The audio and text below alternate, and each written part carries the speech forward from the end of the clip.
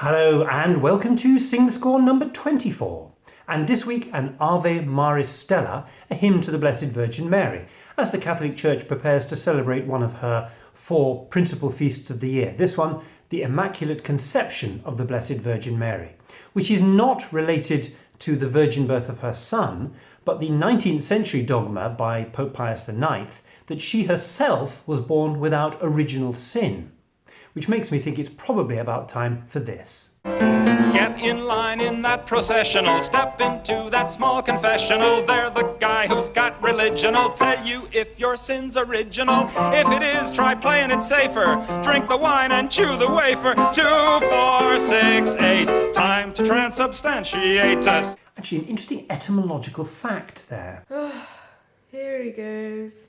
Transubstantiation, just referred to by Tom Lehrer at the end there, is the Roman Catholic doctrine that at the communion service, or the Eucharist, which is the commemoration of Christ's Last Supper with his disciples, the substance of the bread and the wine, when consecrated, is actually changed into the body and blood of Jesus.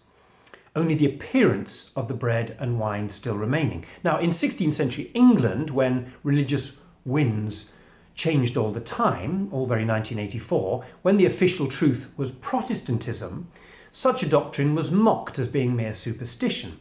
And the Latin translation of Christ's words, "This is my body, hoc est corpus meus," was contracted, so it was said 100 years later, to hoc est corpus hocus pocus, which is where we get our phrase implying that something is just superstition from. Meanwhile, back at this Feast of the Immaculate Conception for December the 8th, we're going to sing a hymn, which is one of the specified elements of the Roman Catholic service of Vespers, the others being 5 psalms and a Magnificat. And Vespers became particularly associated with concerted music in 16th century Italy. The choice of psalms and the text for the hymn in a Vespers service change according to the church year and its feasts, but for any Marian feast, the hymn Ave Maris Stella is suitable. And note how in the 4th line, Mary is referred to as the gate to heaven because she can intercede on your behalf if you pray to her. And 3 more verses, 7 in all, with this lovely tune, Ave Maris Stella. The tune is of course not in a modern key but in a mode, this one the Dorian, which is D to D on the white notes, ya da da da da da dee dee dee dee dee dee dee dee, not D minor with ya da da da da da da at the top. And one of the defining features of the Dorian mode, when used not as plain chant but in harmony, is that you can build nice major chords on its 7th and 3rd degrees of the scale.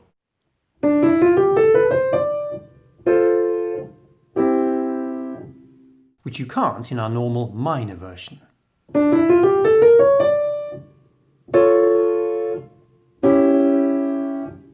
Well, that's actually quite an important stat, as it allows Monteverdi at the non-striker's end a very particular 16th century sounding harmonic move from D minor to a comfortable sounding C major and back again, just before the end of the verse. And as this match moves into its later stages, if the weather holds here at Lord's, the two captains will want to keep that in mind.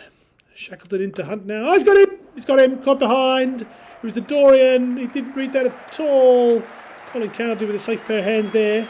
Hunt thought it was the Mixolydian and played completely down the wrong line. He's been done up like a kipper suit there. When Monteverdi in 1610 came to compile his music for the collection that we rather lazily tend to refer to as the Monteverdi Vespers, he included a mass, some motets and music for Vespers. And when it came to the hymn, he used the Ave Maris Stella tune in 3 ways. Firstly, just as a melody with a simple bass line accompaniment. Monstrates matrem. Secondly, in a version harmonised for 4 voices.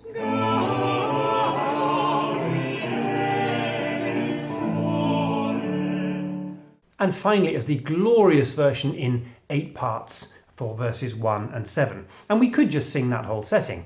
But on Sing the Score, we like to dig a little deeper. And so what you'll sing or play along to in this episode is the kind of hybrid version that choir directors of the period would have considered perfectly normal, drawing on more than one publication. Firstly, Monteverdi's 1610 collection, so well known as the Monteverdi Vespers, but also a Roman collection from the very same year by Francesco Soriano, who had been taught by Palestrina, and in 1610 published this collection of 110 canons and oblighe. An obligo is a piece in which the composer has imposed upon himself some technical challenge. And the challenge in this one was to write all 110 pieces on the same tune, the Ave Maris Stella, the plain chant melody being sung in long, equal notes, while Soriano weaves counterpoint around it. 110 times. What was the point of the original publication? Did people need 110 different settings? Well, perhaps they were as much to show off to other composers, or for the private delectation of scholars or domestic music makers, but they are rather fun. And 9 years ago, when I Fagiolini recorded its album 1612 Italian Vespers, we used 3 of these oblighe chosen and edited by Hugh Keat, leaving 2 other verses to be sung plain chant, and the outer verses from Monteverdi's publication, a refreshing way to hear this well-known tune.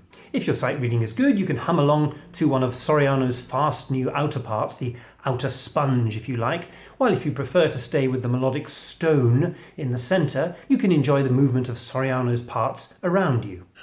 Are you a sponge or a stone? What do you mean?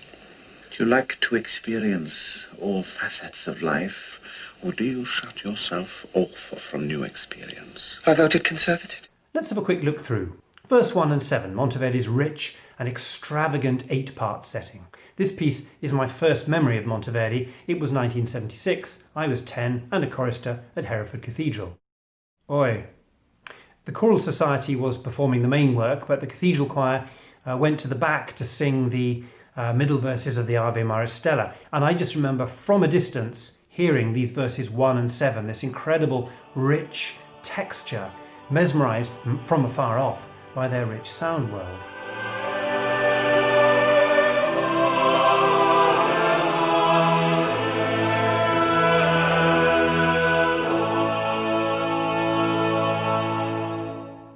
The tune sits in the cantus 1 part, the top line here, with the rhythm assigned to it by Monteverdi, and one of the clever things he's done is not simply to set that tune to unchanging long notes and to write movements in the other parts around it, which is what Soriano does, but almost to invert the process by giving the main tune interesting rhythm that makes it sound as if it's been conceived from the start against a dynamic bass line, a real duet.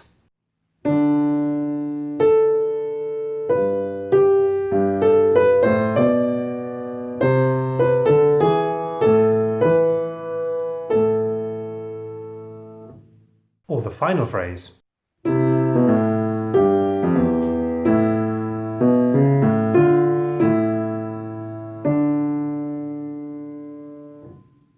It's hard for us to register how much this is Monteverdi's though, because his setting has so much become the original, and we know this opening so well, that it's hard to see how much he has created this dynamism between the top and the bottom. It uses a lot of slow-moving offbeats against the main bass on-beats, which gives it slow power from the ground up.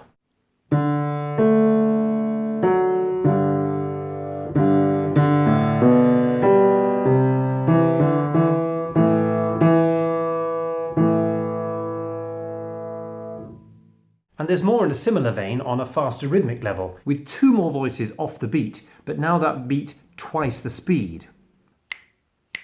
Ave Maris, Ave Maris Te, and the other one, Ave Maris Te, and the end, Maris Stella. Calling these offbeat phrases is not quite right because it's very hard to feel a beat as such in this slow setting. What you feel are more like patterns of waves, some long range and some a little quicker, which add layers of direction and they lean towards moments of harmonic change. This is really important for performers. It's all about direction of travel. Where is the lean to moments of tension and release? And it's this combination of the subtly different directions of the different waves of movement that give this setting such intensity.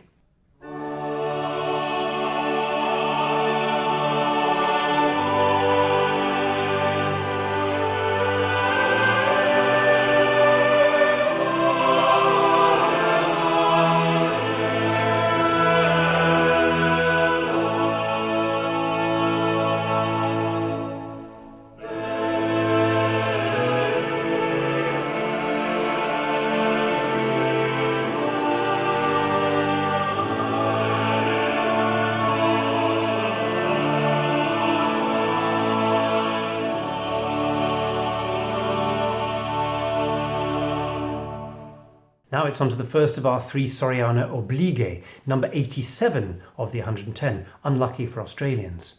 The Ave Maris Stella tune is in the 4th line down, and in our performance I've stuck 2 da braccio string instruments on the parts above. Soriano didn't indicate which instrument he wanted, it was the artfulness of the counterpoint that he was interested in. And Gawain Glenton plays cornetto on the top part, and he gets his picture shown because he very kindly sent me some cake in the post last week. If you'd like to bake me a cake, or just send me a piece of a cake you're particularly proud of, please feel free to do so, and I will eat it in the next episode. Just email cake@ifagilini.com and I'll send you my address. He really will.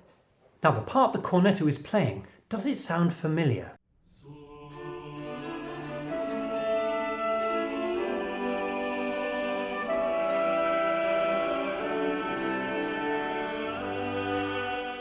As you can see, it has text, Salve, and of course it's the familiar opening of the plain chant hymn to the Virgin Salve Regina, Salve, which Soriano is cleverly adding here to fit over Ave Maris Stella as an extra layer of Marian devotion. Now, after the cumulative rich diet of Monteverdi and Soriano's polyphony, we have a single line of plain chant as a sorbet to clear your palate.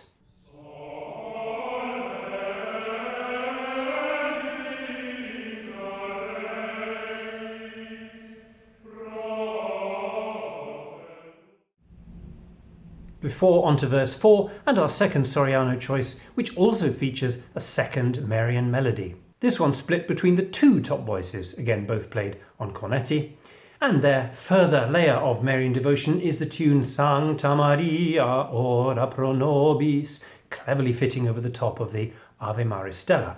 And this tune, of course, very familiar to lovers of Monteverdi because of the sonata he wrote on the tune in his 1610 collection, the Sonata Sopra Sancta Maria. The fragment of the tune is split between the 2 parts, while the lower parts do their own thing around the Ave Maris Stella tune, still to be heard in slow notes at the bottom there.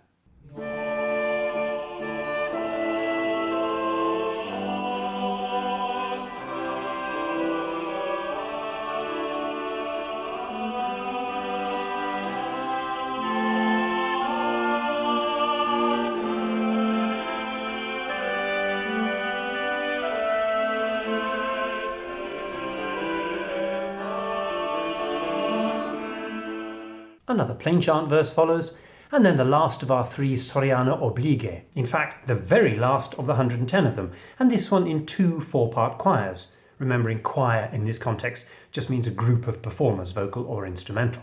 For our recording, I chose strings for one of the choirs and wind brass for the others. And in fact, we've a little bit of footage of when we were rehearsing this back in 2011.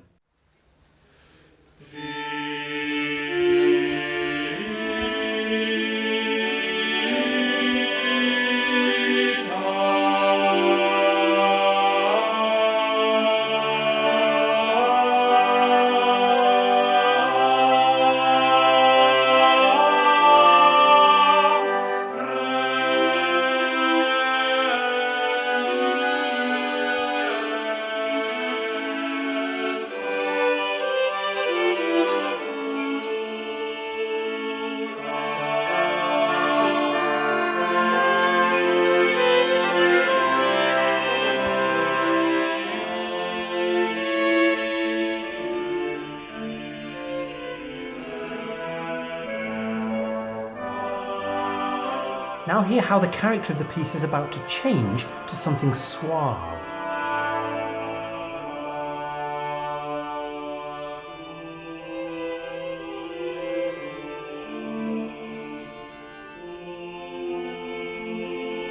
Followed by something more punchy.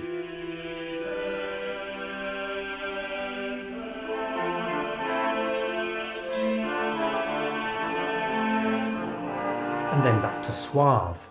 Do you remember how I said that the Dorian mode allows you to build a chord, a major chord, on the 7th degree of the scale, which you can't do in the modern minor key? Well, this is coming up next, and you can hear the tension decrease as Soriano slides down to that C major chord 7 through F major, E major, and D major. And finally C major, the 7th degree of D Dorian, before the final cadence.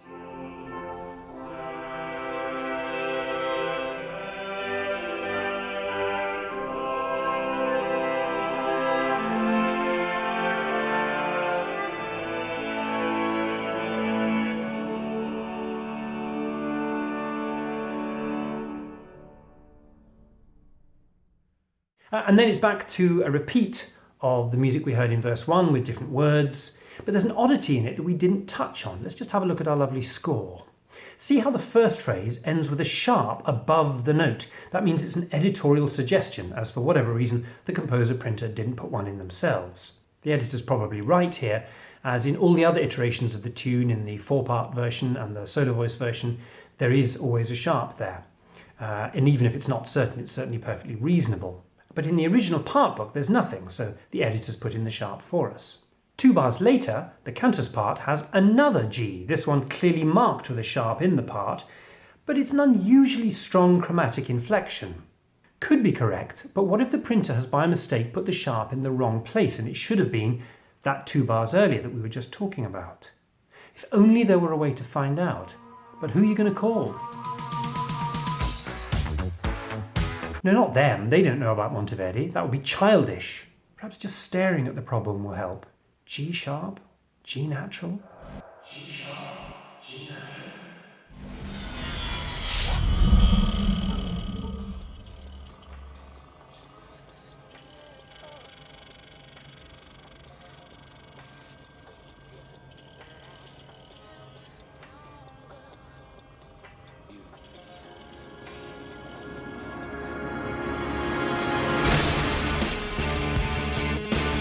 G sharp or G natural?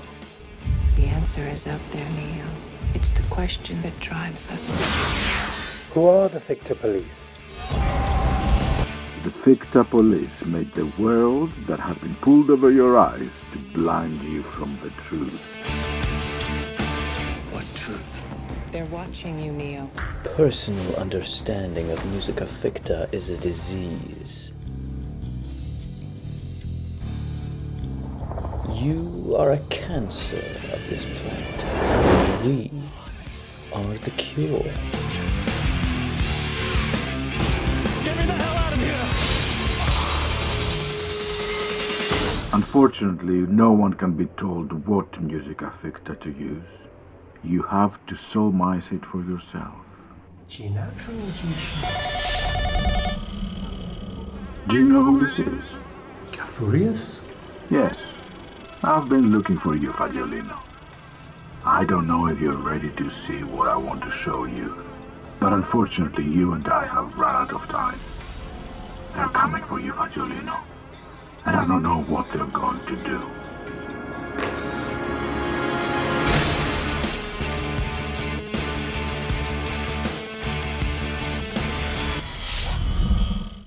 Blimey.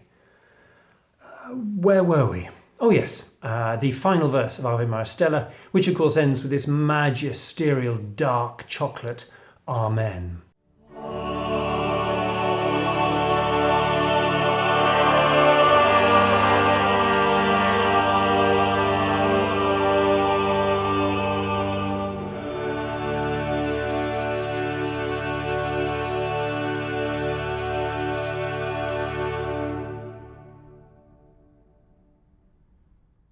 Well, now is probably a good time to mention that for the first time in E. Fagiolini's 34-year history, we're actually producing some merchandise, just in time for Christmas.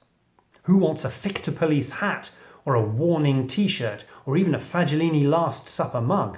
Now, all available at this site. The link is also below the screen here in the little info box. You probably have to click Show More or something. And while we're at it, a reminder to donate to the increasing costs of producing these episodes. Just pop over to efagiolini.com/friends. Yea, even join our niche Friends organisation itself. And now here's Greg with The Warning. Dude, seriously, never mind today's piece. Something else is coming on Boxing Day. It's one of the most peculiar things E. Fagiolini sings, and that's saying something. Keep your eyes and ears open for The Stag Hunt. Okay.